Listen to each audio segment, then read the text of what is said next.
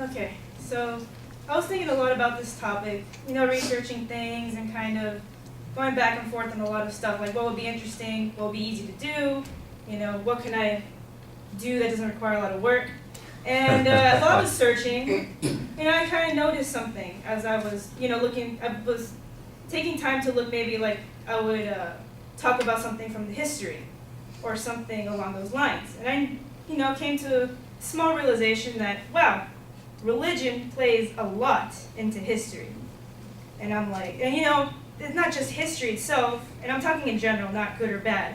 It's influenced a lot of things like places, and art. It's even today, it's still embedded in our culture, and you can find tons of religious symbolism in movies, tons of it. But that also got me thinking about people that don't believe in religion, like myself. And a lot of people seem to kind of avoid that subject, like, oh, atheism, whatever, they just don't believe in God. It doesn't really matter. But it's more than just not believing in God. In fact, there's a complicated system of, like beliefs, just like in religion, where, you have people that were born into religion but don't really go to church versus people on the extreme side, like the West Basboro Church, right? And the same thing goes for atheism. There's a lot of different types, and the beliefs that we have may not be what people who are religious you think that we would have. So today I'll be talking about atheism, kind of clearing up some stuff that maybe people don't really know. Okay. First thing I'm going to start with is that there's been an increase in people being atheists. From, according to this chart,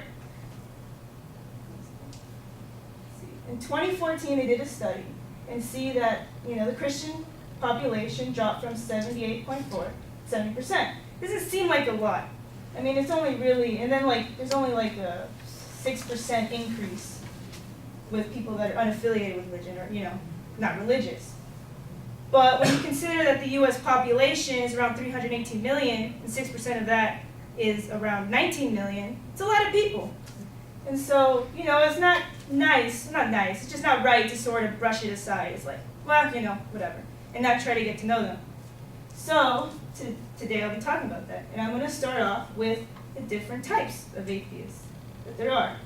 According to Christopher Silver, who did a study at the University of Tennessee in Chattanooga, apparently is the place.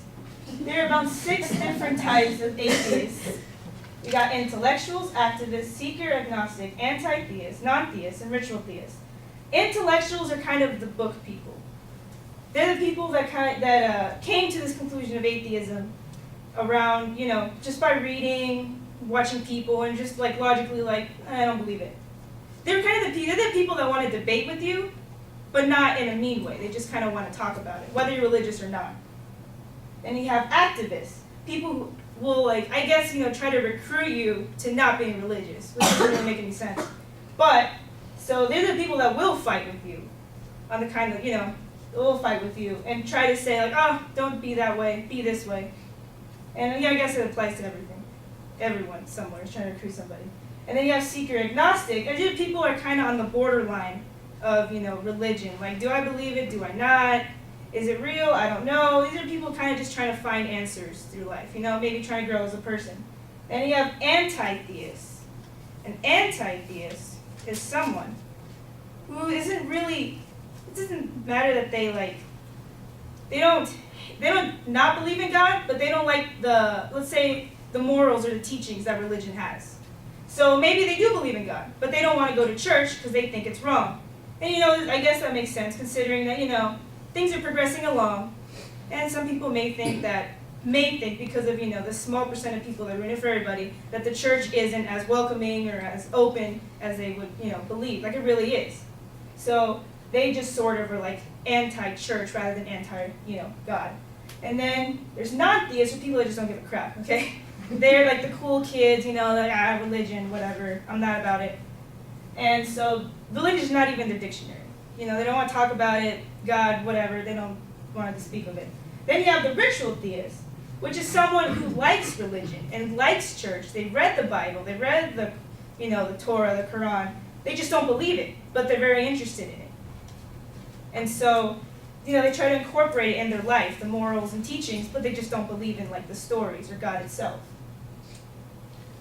Okay, now we're going to talk about some of the beliefs the atheists have. First off, atheists are not Satanists. Satanists believe in Satan, right? Obviously.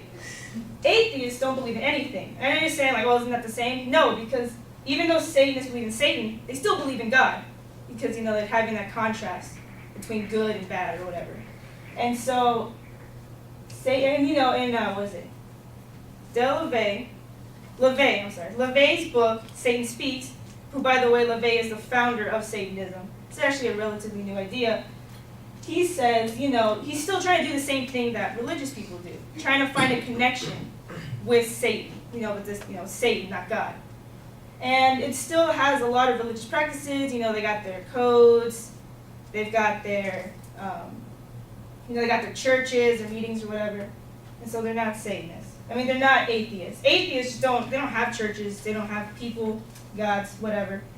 They're just chilling out. And, yeah. There's a lot of famous people that are atheists. You got Joss Whedon, who, directed Avengers, made Firefly, and I think made the movie Serenity too. Yeah, he did. And he believes that he wants to be religious. He really does, because he wants to be a good person. Like he wants to go to church, believe in all that stuff, but he doesn't believe it. That's the problem. And he doesn't think it works in the way that, you can't just say, yeah, I'm religious and not believe in it. Kind of like how you say, I want to be a good person, but you're still doing the same stuff that you did. You can't just do that.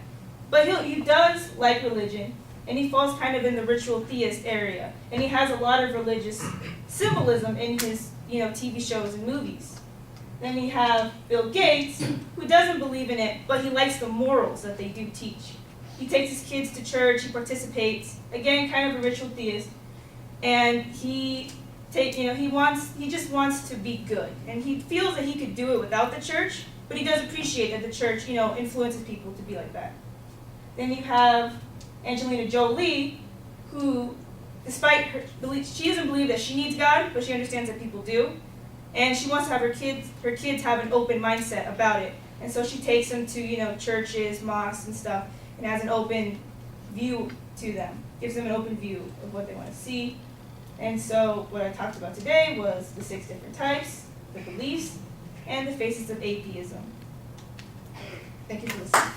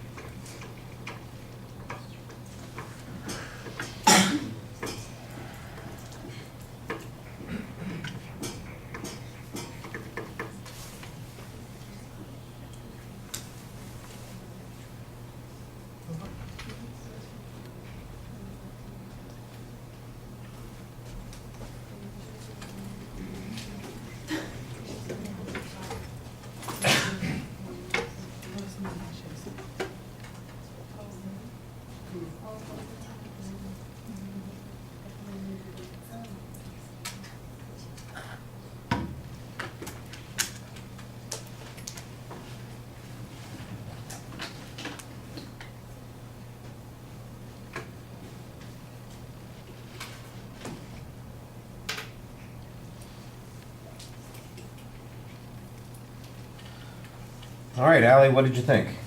Well, I really appreciated your speech. When you first started speaking, I had your attention right away. I could relate to, all the research, all that good stuff. You had humor in your speech. You asked questions and you answered them yourself, which was good.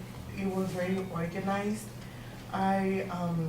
One thing you could work on is you had your focus too much on this side of the room, kind of.